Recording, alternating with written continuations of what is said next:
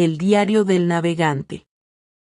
La luna llena se reflejaba en las aguas calmas del Atlántico, iluminando la silueta del Esmeralda, un antiguo barco de vela que surcaba el océano en una misión de reconocimiento. El capitán Samuel Armenteros, un hombre curtido por años de navegación, permanecía en la cubierta, observando el horizonte con sus ojos de acero gris. A lo largo de su carrera, había enfrentado tormentas, piratas, e incluso, lo que algunos llamaban, la maldición del mar. Sin embargo, esa noche algo diferente estaba en el aire, una sensación de inquietud que no podía sacudirse. Mientras el barco avanzaba silenciosamente, uno de los marineros gritó desde el nido de cuervos: «Barco a la vista, capitán».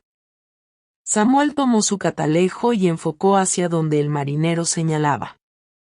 Ahí, a lo lejos, se distinguía la oscura silueta de un barco que parecía haber sido abandonado por décadas.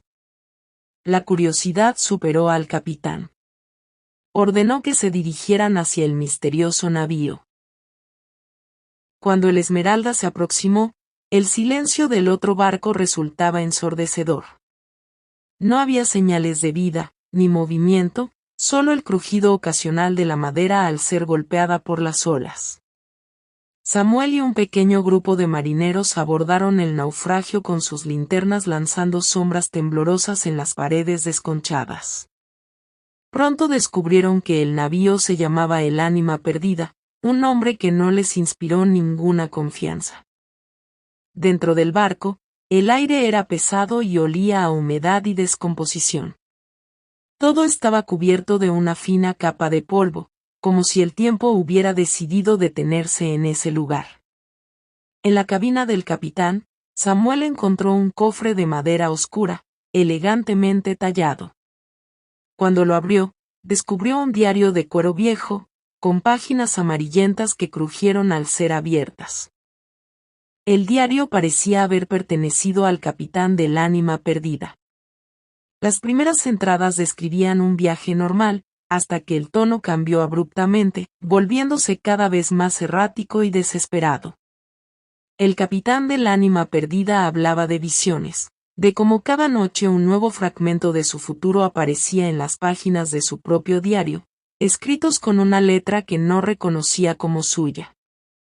Samuel comenzó a leer el diario con atención, dándose cuenta de que los eventos narrados por el capitán del Ánima Perdida coincidían inquietantemente con los de su propio viaje. Desde las tormentas repentinas hasta los encuentros inesperados con barcos fantasmas, todo lo que leía parecía reflejarse en su realidad. Era como si el diario, a través del tiempo y el espacio, se estuviera comunicando directamente con él. La última entrada del diario lo estremeció. En ella, el capitán del Ánima Perdida escribía sobre un peligro inminente, una sombra que acechaba desde las profundidades del océano, y una advertencia clara: el que lee estas palabras debe evitar el cabo de las sombras. El mar allí no es lo que parece, y lo que mora en sus aguas no es de este mundo. Samuel cerró el diario con su mente corriendo a 1000 por hora. El cabo de las sombras estaba en su ruta, y según el diario, algo terrible aguardaba allí. Decidió regresar al Esmeralda, con el diario en mano y una sensación de urgencia que no podía ignorar. Al regresar al Esmeralda, Samuel reunió a su tripulación y les explicó lo que había encontrado. Algunos marineros se mostraron escépticos, mientras que otros, más supersticiosos, sugirieron cambiar el rumbo de inmediato. Samuel, normalmente un hombre racional, decidió seguir el consejo del diario. Ordenó un cambio de rumbo, evitando el cabo de las sombras. Sin embargo, conforme pasaban los días, Samuel notaba que el diario continuaba escribiéndose solo, con nuevas entradas apareciendo cada noche. Estas descripciones no solo narraban eventos futuros, sino que también revelaban detalles cada vez más personales, como si el diario conociera los pensamientos más íntimos del capitán. Samuel empezó a sentirse vigilado, como si algo o alguien estuviera manipulando su destino. Una noche, mientras el Esmeralda navegaba bajo un cielo sin estrellas, el capitán decidió consultar el diario una vez más. Lo que leyó lo dejó helado.